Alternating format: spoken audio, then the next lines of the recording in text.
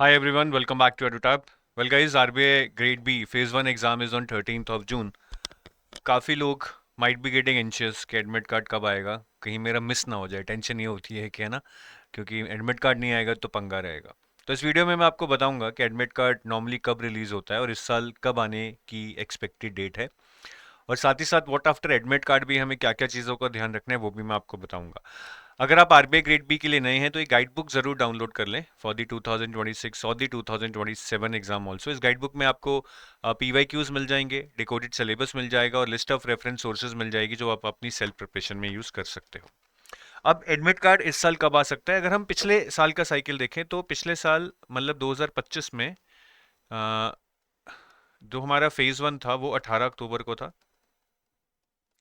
और जो admit card release हुआ था वो हुआ था 12 अक्टूबर को। नॉर्मली पिछले एक दो साल से मैं देख रहा हूँ कि admit card within 1 week ही आपको रिलीज किया जाता है। ठीक है, तो 2026 में हमारा जो एग्ज़ाम है वो 13 जून को है। तो मोस्ट प्रॉब्ली आप लगा के ले चलिए कि 5 जून के आसपास या उसके बाद आपका एडमिट कार्ड रिलीज होने की काफ़ी पॉसिबिलिटी रहेगी। उससे पहले अगर एडमिट कार्ड नहीं आ रहा है तो आपने टेंशन नहीं लेनी। ऐसा नहीं है कि आप ही का नहीं आया है, किसी का भी नहीं आता है इतनी जल्दी। और एक बार अगर आपको एडमिट कार्ड जब मिल जाता है तो आप इन चीज़ों का ज़रूर ध्यान रखें। सबसे पहले तो आप ये देखिए कि आपका सेंटर कहाँ बना है। बहुत बारी सेंटर आपका जो आपकी फर्स्ट प्रेफरेंस होती है आपके घर के पास होता है वो आपको नहीं मिलता है। लोगों को 100 150 किलोमीटर भी ट्रेवल करना पड़ता है।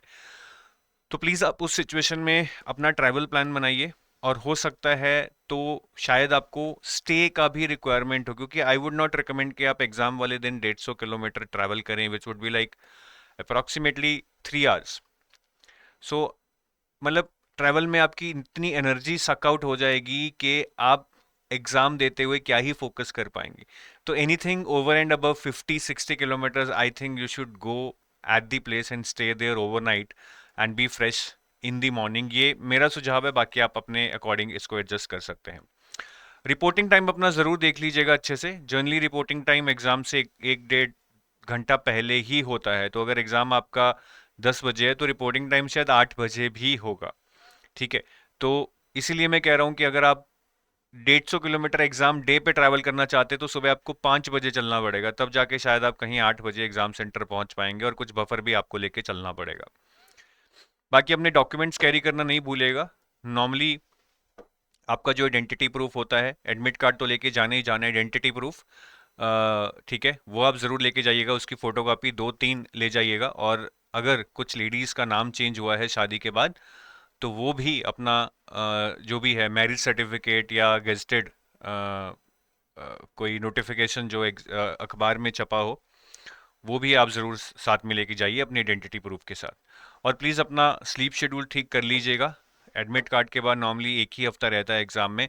तो अगर आप अभी भी लेट नाइट पढ़ रहे हैं, आपको 3 3 बजे पढ़ने की आदत है, तो हो सकता है कि एग्ज़ाम वाले दिन अगर आप जल्दी सोने की कोशिश करेंगे 9 9:30 तो शायद आपको नींद ही ना आए।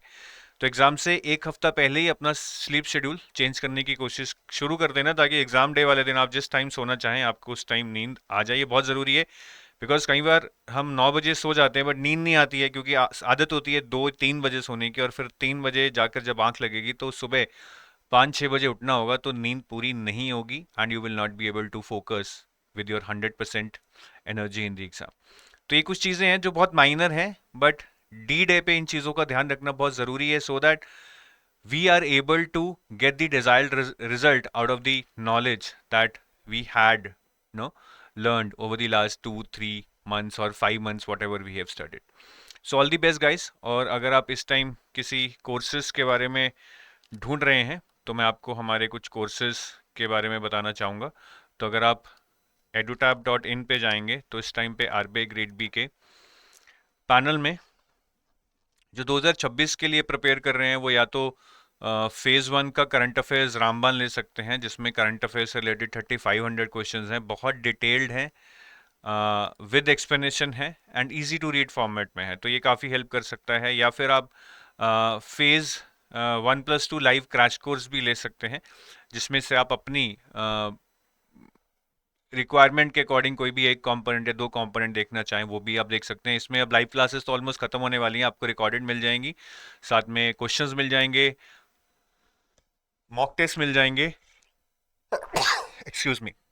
ठीक है, तो आप इन दो कोर्सेज को एक्सप्लोर कर सकते हैं। और जो 2027 के लिए प्रिपेयर कर रहे हैं वो बेसिकली गोल्ड कोर्स जो कि कंप्लीट कोर्स है फेज 1 प्लस 2 प्लस इंटरव्यू के लिए, इसको देख सकते हैं। या फिर सिल्वर कोर्स जो मेनली फेज 2 और इंटरव्यू के लिए, जिसमें आपको फेज 1 के करंट अफेयर्स मिल जाएंगे बट क्वांट रीजनिंग इंग्लिश नहीं मिलेगा। ठीक है, बाकी टेस्ट सीरीज भी है, फेज 1 प्लस 2 टेस्ट सीरीज या फिर फेज 2 टेस्ट सीरीज, अगर आप सेल्फ प्रिपरेशन कर रहे हैं। So take you leave, all the best, have a nice day, thank you.